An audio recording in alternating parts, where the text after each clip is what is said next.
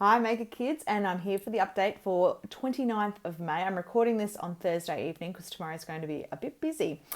So, a very exciting week all around, and congratulations especially to the Perth College Kidpreneurs. You guys have been amazing, and thanks so much for being the guinea pigs for using the Plaza.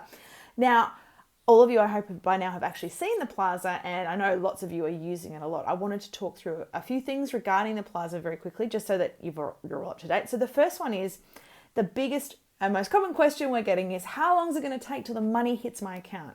It was such an important question that I've recorded a separate video on that. So if you have a look just down below this one, you'll see there's a video where I talk about how long it takes for Stripe to distribute the payments. Now, when I did this, I did it back in April as a test. 23rd of April, I did my first transaction. And then I checked in a couple of weeks later and went, oh yeah, the transaction worked, it was all good. And I forgot to mention that it took until the 29th of April to hit my account. And that was when I had completed it online. Remember, I'd clicked complete. So for those of you that are worried about how long it's going to take, 5 to 10 business days is what Stripe, that's the payment provider, says. And that is certainly what I've seen historically over the last few years of using them. So for other products. So don't panic if you haven't got your money yet. Keep an eye out. I can see the transactions are going, and the transactions can't go through unless you've put in a valid bank account. So don't panic. The money is sitting there. This is the joys of banking. And this is to do with clearance times and with transfers, because Stripe, of course, is not an Australian company. There's some very interesting things about using online transactions, and one of those is how long it takes to move money from account to account. The days of it being instant are coming, and there are certainly instant ways to do it, but not using this system. And this is the payoff, I guess. We've had a system that's easier for you guys because you just have to put in your bank account, but it is taking longer. The joys of online marketing. But there you go, that's why. So watch that if you'd like to.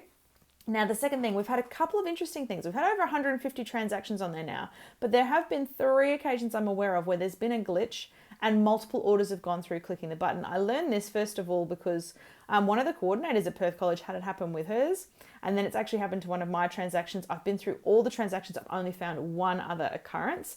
There were quite a few that looked like duplicates, but when I clicked into each of them, I could see there were lots of people ordering a different color for the second one, a different scent, ordering for different members of their family, that kind of thing. So it turned out that most of the things I thought were duplicates in this big problem weren't the case, but there are still a couple of occasions where we're getting some duplicate transactions. And what it looks like is there's something to do with the server. When you hit the button once, it's sending 2 or 3 messages. Now, if you're a buyer, what that looks like to you is you've had 3 orders at exactly the same time from the same person. So what I would encourage every seller to do is, if you see that happen, to, before you accept them all, to just message back to that buyer and say, just confirming, did you actually want all of these? And I had noticed that at least one other person had done that already. So that's fantastic. And please make sure you do that as a seller. Now, should those 3 go through and it turns out you don't want 3, you just want 1, we will just refund. It won't be a problem to just click refund. They'll get their money back. It gets released to them off their credit card. It's not a problem to do that. So it's not a case of you're going to be taking people's money and not delivering, or it gets lost. We can totally refund it. So don't panic. But as a seller, I would ask you to be a bit vigilant. I am in contact with ShareTribe, who are the provider, to try and find out what's going on. They're on the other side of the world, so I should get feedback tonight. So hopefully I will know what's going on soon, and I will let you know as soon as I know, and hopefully there's a way to fix it. But if not, just keep an eye out, guys. And given that it's only, 3 transactions so far out of over 150, it's not reason to panic, but just something to keep an eye on. Okay, so it's an important one for you guys. Now, the Perth College team, of course, has been going through a reflection process today. They've been doing lesson 11, which is where you think about what went well, what didn't go so well. Now, Perth College have decided to leave their market open till Tuesday next week, and the orders will be picked up on the Friday. So there's a few days buffer in there to allow everybody to make the things they want to make. That's pretty exciting news, a bit of extra time for sales. But as you've done that reflection process, there's probably things you can do right now. So normally what happens is there's a physical market, you do 2-3 hours of selling, and then it's done, and then you do your reflection, and you don't really get a chance to apply what you thought about and what you could improve unless you run your business again, unless you do the Maker Kids program again in a subsequent year. And that's where this is pretty unique. You've got an opportunity to apply that feedback. So I hope when you've done that reflection process, if you've seen things you could improve now, things that you think would make a difference over the weekend, then you can do that, which is wonderful. So please do go for it. So that's it for the Perth College update.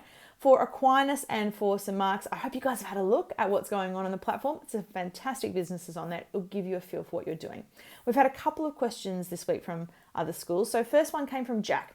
And this was regarding doing a business with food. So look, our recommendation at Make a Kids Club is just not to do anything with food for humans. Pet food is generally okay, but nothing with food for humans for several reasons.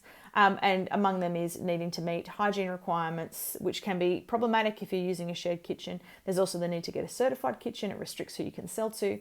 And just there's a lot of risk with food. And it's particularly at the moment when we're talking about lots of hygiene stuff related to not spreading COVID-19, and in a season when we're going into flus and colds, hygiene's never been more important, right? So my policy is still, it's the same as it's always been, but it's even stronger now that I recommend no food. Now, it is a school's choice though. Some schools do choose to allow children to sell food.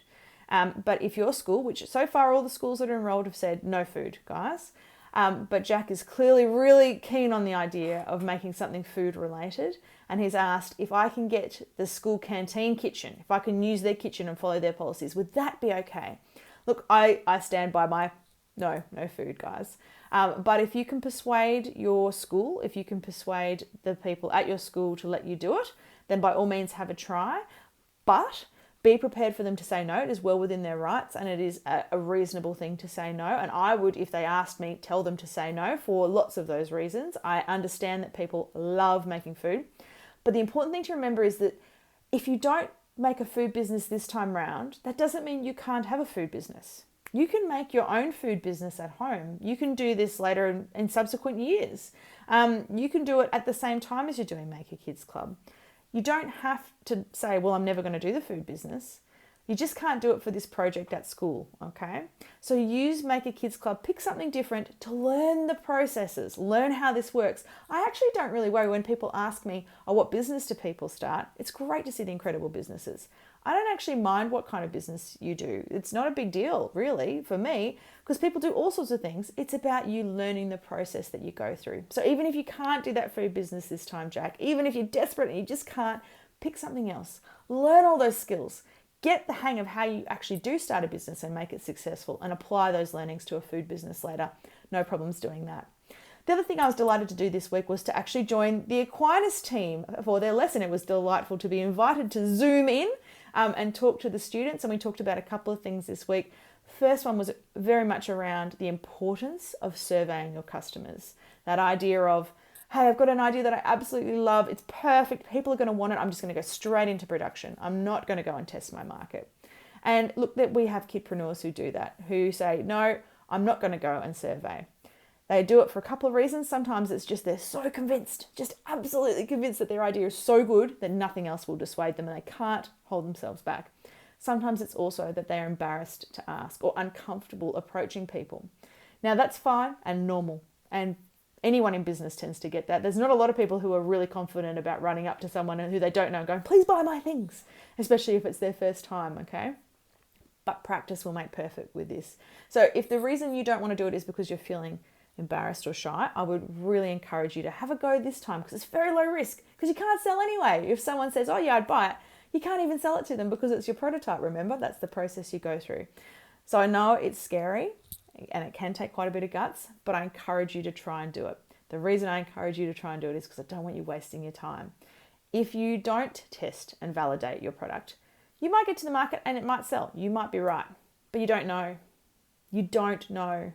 You only know once you have tested and proved it, okay? It's really important to prove it. Until then, it's just a hypothesis and you can't be sure. So if you want to spend 6 weeks on an idea and then find out that your hypothesis was wrong, that's what you're risking, okay? If you spend 1 week doing the testing and you find out it was wrong, you've got plenty of time to pick another idea and make that one work, okay? So please do spend the time to do that surveying.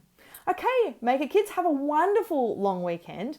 Can't wait to see what happens with the plaza, and I'm going to be at Perth College next Friday to collect my products, so I will probably do my live from the car. Keep up the great work and keep those questions coming. Happy to answer them. Have a wonderful weekend. Thanks. Bye.